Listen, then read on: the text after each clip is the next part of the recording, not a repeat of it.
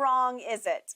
Well, I disagree with him, Skip. I mean, he's entitled to his opinion. That's how he feels because I agree with him. The Memphis Grizzlies are much younger. They're much more athletic. I believe they're a deeper ball club. But I think the thing is when you look at LeBron James and AD, they got the two of the top 10 players that's going to start the game, the Lakers have the two best ones. They just do. I mean, who can argue? Unless you want to argue Ja's better than LeBron? Ja's better than AD. I don't think anybody thinks Ja. But I like the matchup because I look at AD.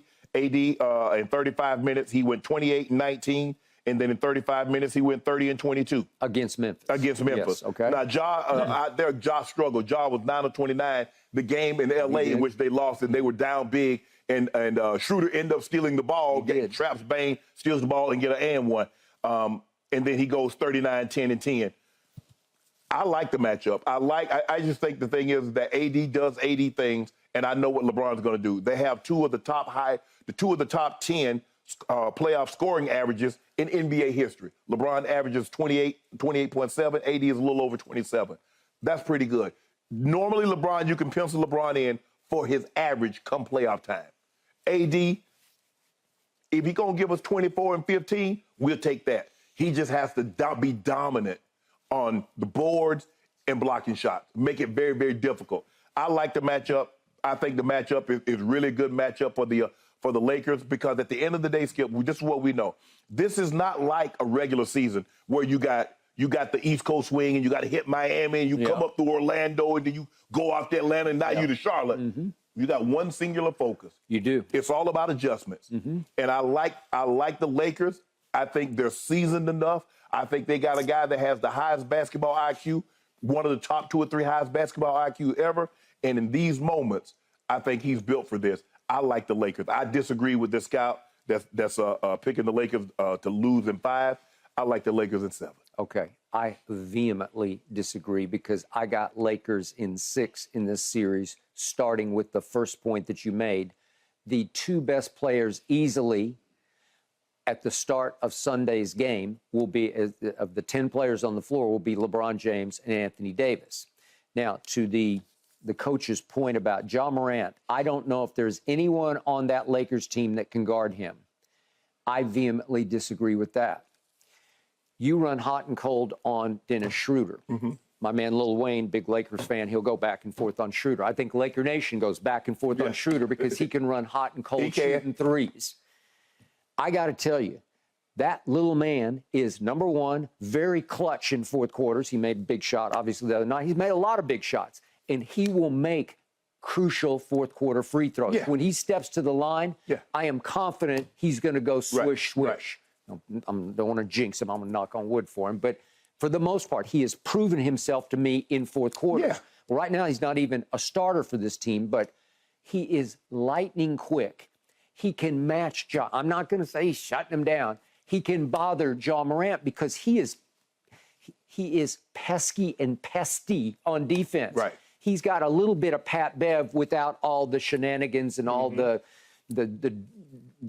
melodrama, right? Yeah. But again, he can guard at a very high level. And you just watch. He's going to have Ja a lot in this series. And he will bother him a lot because he can match his quickness. Can't match his elevation. Mm-hmm. But the whole point is you don't let him. It's like Jordan back in the day. You just don't let him get off the ground in the lane because when he comes down, the ball's coming down on your head. But the thing, what makes it so difficult to guard Ja? Yeah, he's lightning quick, but they put you in so many pick and rolls. They pick you here with those big guys. Okay. And then how do you handle it? That's the biggest thing.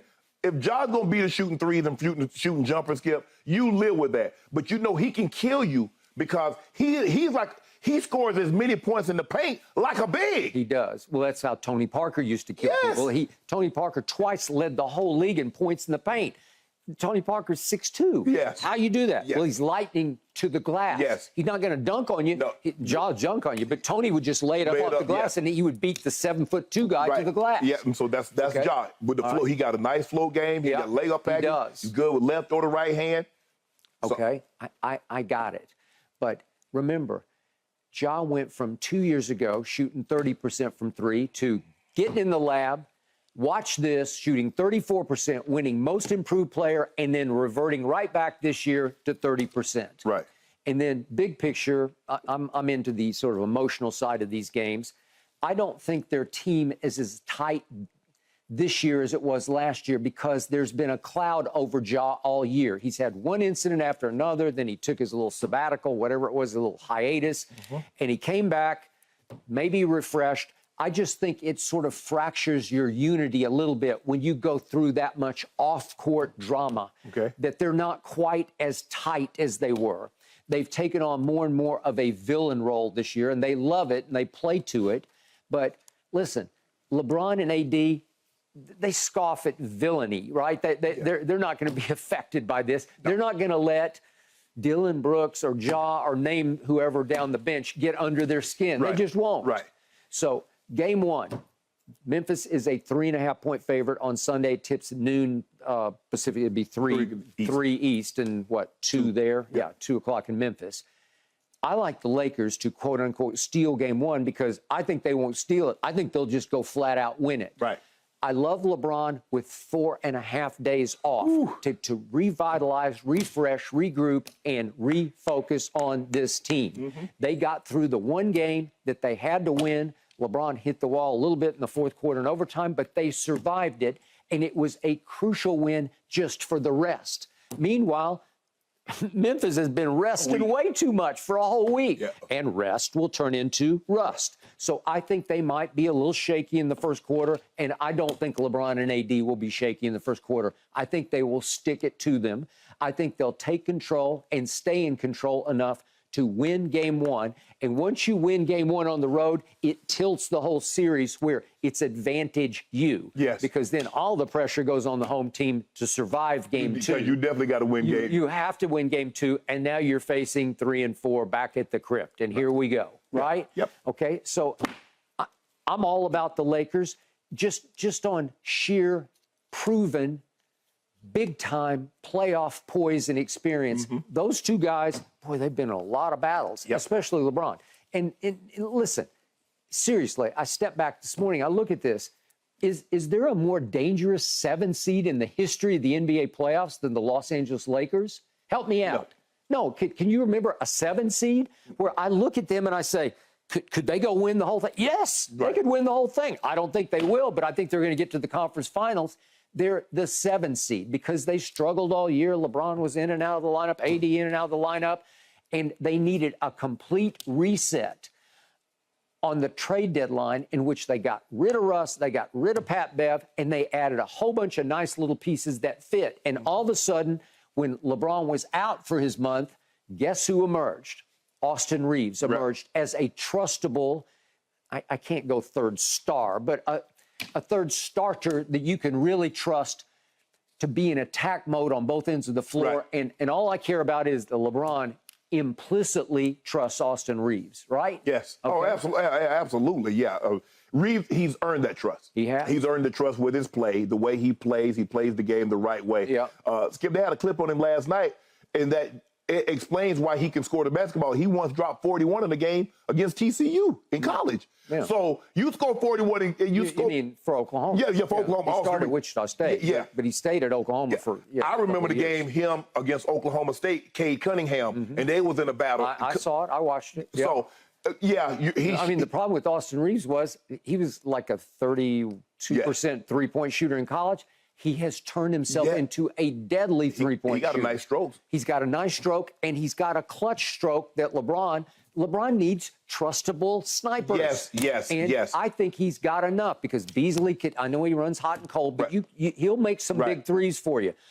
Troy Brown. And you got to have thick skin to play with LeBron. You do. Because when you make a mistake, he's going to get on you, especially this because he knows the finality of the playoffs. Listen, LeBron has one of his pet projects is Hachimura. He's a really nice NBA player because he's got a big strong body. And he's a good kid who plays his tail off. And LeBron can work with that. And so they've propped him up psychologically with his three-point stroke. They've worked on it with them. Handy's worked on it. Get a little more elevation to it. Yeah, and all of a sudden, he's looking like a nice fit to me. And then you look down the bench, and we can throw in all kinds of different players. We still haven't seen Lonnie Walker here lately, but he's a nice athlete. Maybe against Memphis athleticism, you'll see some Lonnie Walker.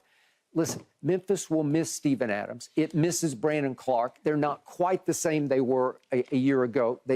You got Triple J, Defensive Player of the Year. I got that. But I don't think he can guard AD as far as really bothering him. I think the thing is, Skip, is that you got to keep him off the glass. Now, they don't rebound the basketball nearly as well without Steven Adams. They don't. Brandon Clark was bunny rabbit. He was just hop, and get the boards and give them second chance. So I don't think they're as good on the boards, but they will get on the boards. Dylan Brooks and all those guys, they will crash the boards. But I just love this matchup. I think this is a very good matchup for the Lakers, a young basketball team, but I don't think they're seasoned enough. Now, people are like, well, Shannon, they did go 6 games with the Warriors last year, but it was the mistakes down the stretch that ended up costing them that series. Yeah. I got to tell you, big picture for these NBA playoffs, I'm as intrigued and as excited as I've been in like 20 years. Yeah. All the matchups, even the first rounds, they are great. Yeah, I don't know if we've had a first round matchup quite like we've had. Especially, you got the 4 or 5, the Suns and Clippers. You got 2-7 with the Grizz and the Lakers. So you got some great matchups. Well, how about Golden State and Sacramento? It's just so it's so edge of seat. Like, which way are you going to? We're about to talk about it. Who plays defense down the stretch? Okay. Because both teams go light you up on the score offensively. Yeah. Somebody's got to get a stop here.